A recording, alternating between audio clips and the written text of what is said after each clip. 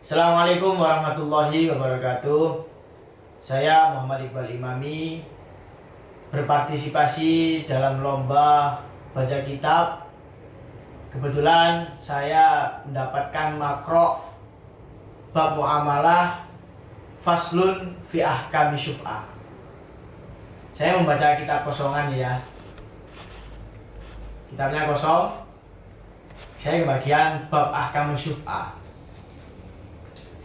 Bismillahirrahmanirrahim. Faslun itu utawi iku fasal suwiji fi ahkami syuf'ati ing dalem pira-pira hukum syuf'ah. Wa hiya utawi syuf'ah iku bisukunil fa'i kelawan den sukun fa'i. Wa ba'dul fuqaha'i lan utawi sebagiane pira-pira ahli fikih iku yadummuha harakati dhammah sapa ba'dul fuqaha ha ing asyuf'ah. Wa makna halan utawi maknane asyuf'ah lugatan ing dalem bahasane iku adhamu kumpul. Wa syar'an lan utawi syuf'ah ing dalam cara syariate iku hakku tamallukin hak amrih miliki kohriin kang meksa yasbutu kang tetep apa hakku tamalluk li syarik kedue wong kang sukuton al qadimi kang dingin ala syarik ing atasi wong kang sukuton al hadisi kang anyar bisa babi syirkati kelawan sebab kongsi bil iwadi sebab ganti alladzi mulika kang den miliki opo iwat bihi kelawan alladzi wa syuri'at lan dan syariataken apa syuf'ah lidaf'id dorori krana nolak bahaya wa syuf'atu lan utawi syuf'ah iku wajibatun wajib aitsa bidatun tegese tetep li syariki kedue wong kang sukuton bil khultati kelawan nyampur ai khultati syuyu'i tegese nyampur perkara kang ora iso den pilah duna khultatil jiwari duduk nyampur perkara kang iso den pilah fala syuf'ata mongko ora ana syuf'ah iku maujud li jarid dari kedue tangga omah mula sikon iku kang tempel dempet kana ana apa jarud dar au ghairahu utawa liyane mula sikon. Jadi faslun fi ahkami syuf'ah, fasal yang menerangkan hukum-hukum bagaimana cara kita untuk mengambil hak kita secara otoritatif. Wahiyya bisukunil fa. Syuf'ah itu fa-nya dibaca sukun, jadi asyuf'ah. Namun wa ba'dul fuqaha yadumuha. Sebagian pakar fikih ada yang memberi harokat dhammah pada fa-nya sehingga bisa kita baca asyufu'atu. Ketika kita sudah membahas lafadznya, mari kita tengok definisi syuf'ah itu apa.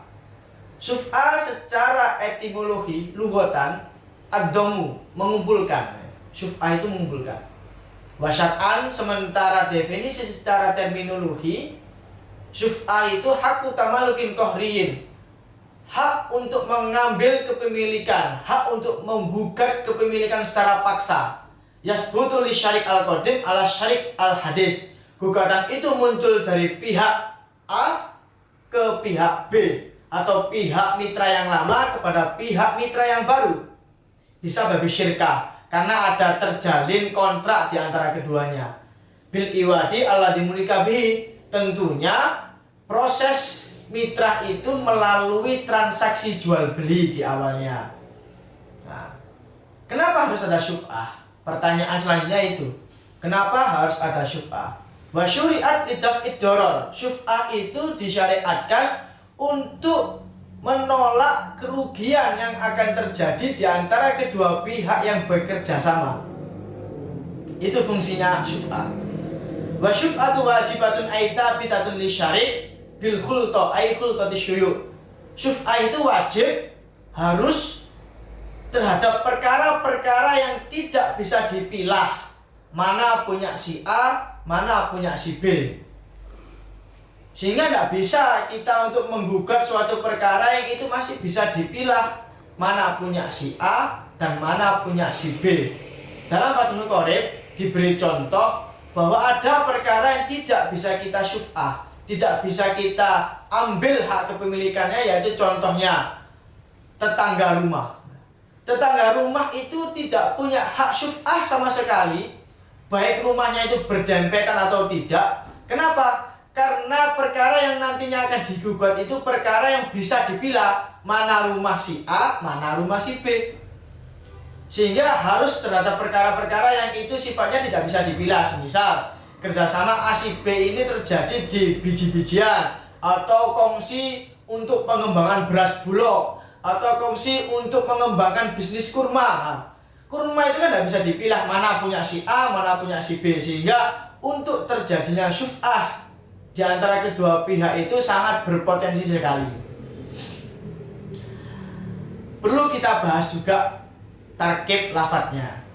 Saya tertarik untuk membahas lafadz wa syuf'atu wajibatun ai tsabitatun lisyarik. Wa syuf'atu itu kalimat isim, tanda isimnya menggunakan al, nazamnya bil jari wa tanwini wa nida wa al wa musnadin lil ismi tamizun hasol.